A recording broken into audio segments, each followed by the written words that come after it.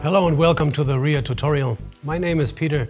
Today I'd like to show you how to integrate a data matrix code into an existing print layout on the Titan controller.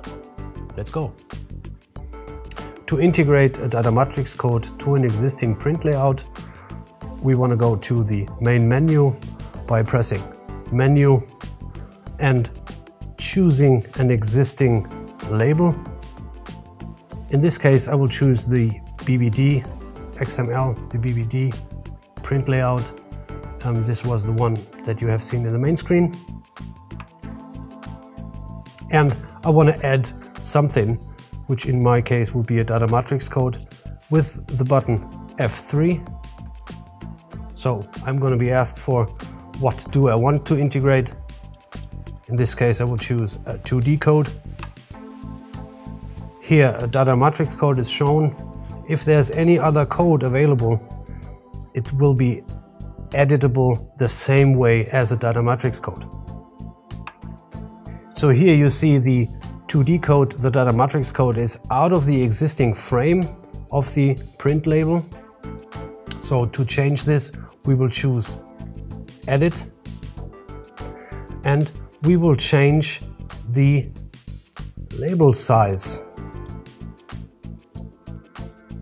the label height and the label width. So I want to change the label width. So for example, for 35 millimeters.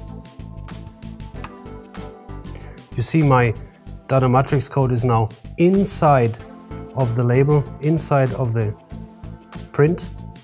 We want to change the position of the data matrix code as well.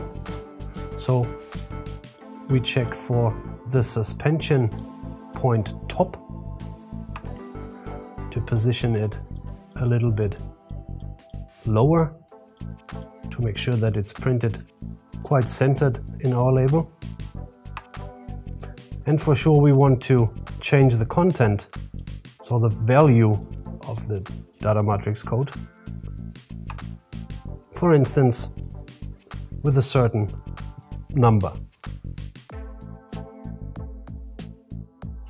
To confirm, we press F1. So I've changed the value, the content of my data matrix code. I'm principle done, so I want to save with F4. It asks me if I want to overwrite. In this case, yes, I want to overwrite. And I will assign in order to print the existing label.